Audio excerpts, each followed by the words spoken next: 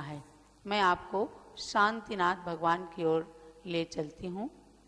सजातो ये न जाते न याति वंश समुन्नतिम परिवर्तिनी संसारे मृतः कोवा न जायते। अर्थात नीतिकारों ने कहा कि इस परिवर्तनशील संसार के अंदर कौन जन्म लेता नहीं और कौन मरता नहीं। अर्थात जिस प्राणी का भी जन्म होता है उसका मरण अवश्यम भावी है और प्रत्येक प्राणी अनादिकाल से इस संसार के अंदर जन्म मरण कर रहा है, लेकिन उसके अंदर सजातो ये न जाते न, जिसके जन्म लेने से याति वंश समुन्नतिम, उसके वंश कुल की उन्नति होती है, कुल का गौरव बनता है कोई, तो उसका जन्म लेना संसार के अंदर सार्थक हो जाता है।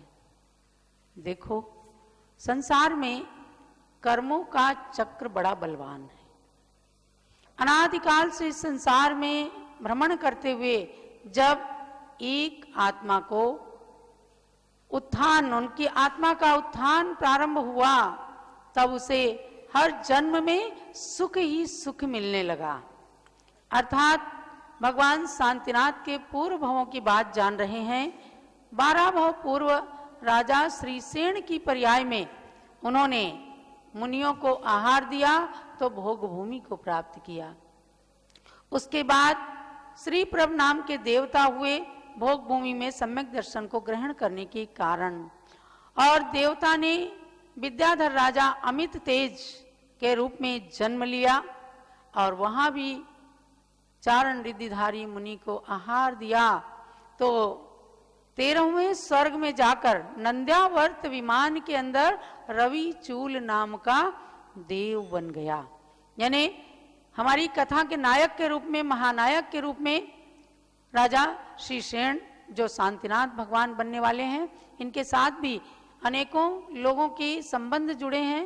वह कहानी के रूप में वह भी आप जान रहे हैं। लेकिन रवि चूल नाम के देव ने 13वें स्वर्ग में जाकर जन्म लिया। यहाँ तक आपने श्रवण किया। अब चलते हैं आगे, उनके बारे में जानते हैं। जय शांतिनाथ बोलो, जय जय शांतिनाथ, जय शांतिनाथ बोलो, जय जय शांतिनाथ। हस्तिनापुर के हैं जो अधिनाथ, हस्तिनापुर के जो अधिनाथ। बोलो जय शांतिनाथ, बोलो जय जय शांतिनाथ।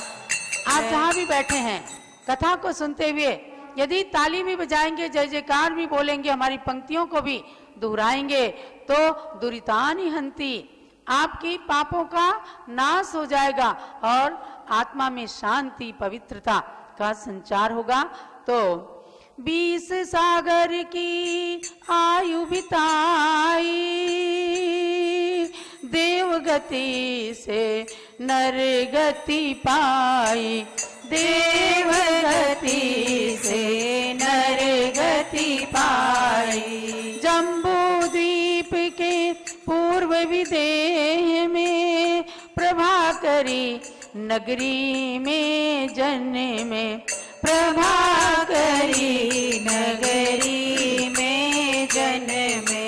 दूजे देव भी बन गए भ्रात, दूजे देव भी बन गए भ्रात। बोलो जय शांतिनाथ, बोलो जय जय शांतिनाथ, जय शांतिनाथ, बोलो जय जय शांतिनाथ। अर्थात रविचूल देव के साथ जो उसी 13वें स्वर्ग के अंदर दूसरे विमान में मणिचूल बनकर के श्री विजय उत्पन्न हुए थे, वे भी आकर के भ्राता के रूप में, भाई के रूप में जन्म ले लेते हैं।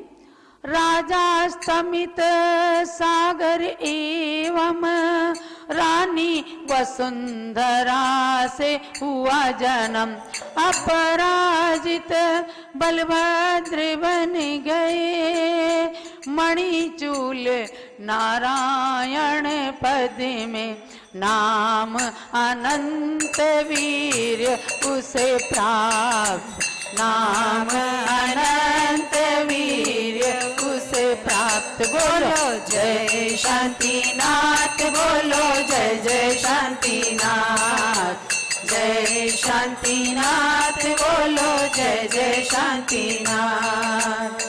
जानो यह संक्षेप में भाई, श्री सेण ही बलभद्र पद पाए, श्री सेण ही बलभद्र पद पाए। अर्धचक्री नारायण पदवी भाई अनंत वीर को मिल गई, राज करे दो भ्राता साथ, राज करे दो भ्राता साथ। बोलो जय शांतिनाथ, बोलो जय जय शांतिनाथ, जय शांतिनाथ, बोलो जय जय शांतिनाथ।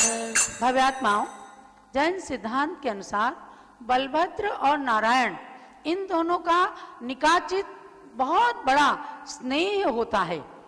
जैसे राम लक्ष्मण की बात आप सुनते हैं, राम बलभद्र थे, लक्ष्मण नारायण थे। ऐसे ही रविचूल देवता अपराजित नाम के बलभद्र बने और मणिचूल देवता आकर के नारायण बने। यानी राजा स्तमित सागर की द्वितीय रानी से मणिचूल देव ने जन्म लिया, अनंत वीर नाम के नारायण बने, त्रिखंडाधिपति। दोनों का असीम स्नेह था। दमितारी था प्रति नारायण, उसको मार बने नारायण, उसको मार बने नारायण। चक्र रत्न को प्राप्त कर लिया, बहुत दिनों तक राज कर लिया। भव भोगों का ले रहे स्वाद, भव भोगों का ले रहे स्वाद। बोलो जय शांतिनाथ, बोलो जय जय शांतिनाथ, जय शांतिनाथ, बोलो जय जय शांतिनाथ। एक और सिद्धांत जैन धर्म का अमर है। नारायण और प्रति नारायण अलग अलग कहीं उत्पन्न होते हैं और प्रति नारायण की आयुधशाला में चक्र रत्न उत्पन्न होता है। वे 3 खंड को जीतते हैं और चक्र रत्न के अधिपति बनते हैं। लेकिन कहीं उनका प्रतिद्वंदी शत्रु नारायण जो जन्म लेता है वह प्रति नारायण का वध करता है। यानी जैन सिद्धांत के अनुसार राम के साथ लक्ष्मण ने रावण का वध किया था। रावण प्रति नारायण था और लक्ष्मण नारायण थे। ऐसे ही एक प्रति नारायण उत्पन्न हुआ। कौन? दमितारी नाम का प्रति नारायण राजा। उसको अनंत वीर्य नारायण ने अपने भाई बलभद्र के साथ उसके साथ युद्ध किया और प्रति नारायण को मारकर उसका चक्र हथिया लिया, अर्थात उस चक्र रत्न के स्वामी बन गए और राज्य करने लग गए अपने भाई के साथ। चिरकाल तक, बहुत दिनों तक 3 खंड की पृथ्वी का सुख भोगा। पुनः एक बार अनंत वीर नारायण का मरण हो गया। अब उस मरण का की कल्पना कीजिए कि जिनका असीम स्नेह हो बलभद्र नारायण के रूप में, तो बलभद्र अपराजित को बहुत दुख हुआ, बहुत दुख हुआ और किसी तरह से अपने दुख को शांत करते हैं। लेकिन वे क्या कहते हैं? मेरे भ्राति बता देना, काहे मुझे छोड़ चला, मुझे छोड़ के मत जाना। मेरे भ्राति बता देना, काहे मुझे छोड़ चला, काहे मुझे छोड़ चला। क्या भूल हुई मुझसे, क्या भूल हुई मुझसे, काहे मुझे छोड़ चला, मुझे छोड़ के मत जाना। बहुत दुखी होते हैं। बचपन से साथ रहे,